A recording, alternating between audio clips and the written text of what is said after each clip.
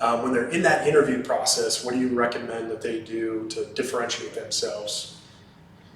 I've had a couple interviews with some recent graduates of the medical sales college. As an interviewer going into that, when I see it on a resume, right away I already know the sacrifice that you've made or that they've made to put into that. 13 weeks. Yeah.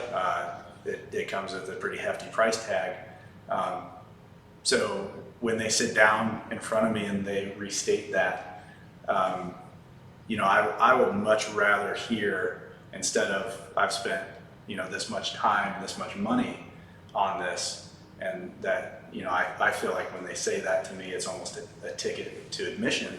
I would much rather that be replaced by a new grad coming to me saying, listen, I've spent some energy on finding my passion within medical sales devices, and I've found my passion to be shoulder arthroplasty, or it's foot and ankle, or it's spine, or biologics.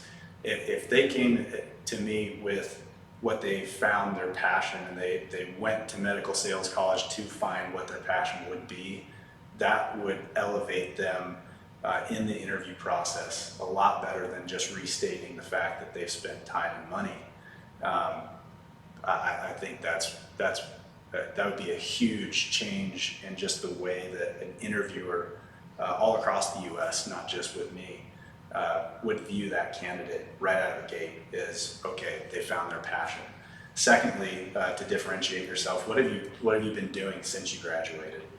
Have you been reaching out to different resources on LinkedIn or Facebook, or what other avenues have you gone down? What have you been doing since graduating? What have you spent your time on ViewMedi? How are you networking? What other companies have you interviewed with, and why? Why did they interest you? But also, if you found your passion to be sports medicine, what have you done to gain some knowledge around that? I think is very important. It's like, are you taking the initiative to make this your passion? And going through all of that and what you do on the off time, what you do on your off time, and how you're trying to surround yourself with that industry really shows whether you're passionate about it or not, right? Right. I mean, the interview is going to see right through it if you don't know the answers to these questions. And then also, being a sales guy, if you're reaching out on LinkedIn and you're prospecting and trying to connect with these different guys that are in the industry, it shows that you have that hunter mentality, right? Right. Yeah. Right. You're going and trying to gain more knowledge. It's not that, I've completed this 13-week course, and that's it. Where's my job? Yeah. It's your job has just started. You're trying to climb Mount Everest, and you're at base camp, and they're trying to figure out what tools you brought to go on that hike. So how important is closing in the interview at the end? Like asking, I would say more so asking for their approval to the next step. Would you say it's always different? It can depend. Yeah. It's highly dependent on the flow of the interview. Okay. But I do always appreciate when a candidate asks me, what else would you like to know about me? Yeah. What else, is there any questions? I really like it when a candidate starts asking me questions and gets me to talk.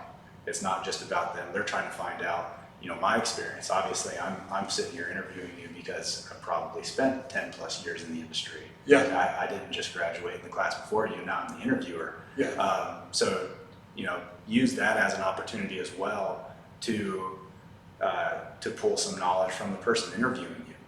But yeah, you definitely want to show a little bit of salesmanship in there, especially if you didn't have a strong sales background to begin with. Yeah. Right.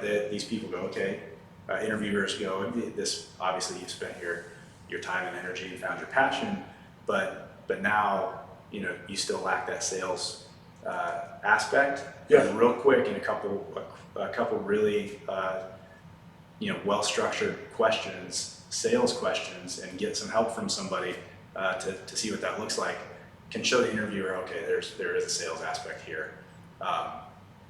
let's give this guy or girl a shot. And I love that about listening, because it's almost like you are painting the picture of how you're going to talk to your doctors. You're becoming likable, and people inherently like to talk about themselves. So you're talking to your employer, your future possible employer, and you're listening to what he has to say, and you're asking questions about him. It really shows that you're going to take the initiative to do the same thing with your doctors, I feel like, right? Oh yeah. Yeah. Yeah, and you're asking for that. If you ask the interviewer, what is the next steps, or maybe what do you think I should be doing in the meantime in these interview processes? Get some feedback from the interviewer. Yeah.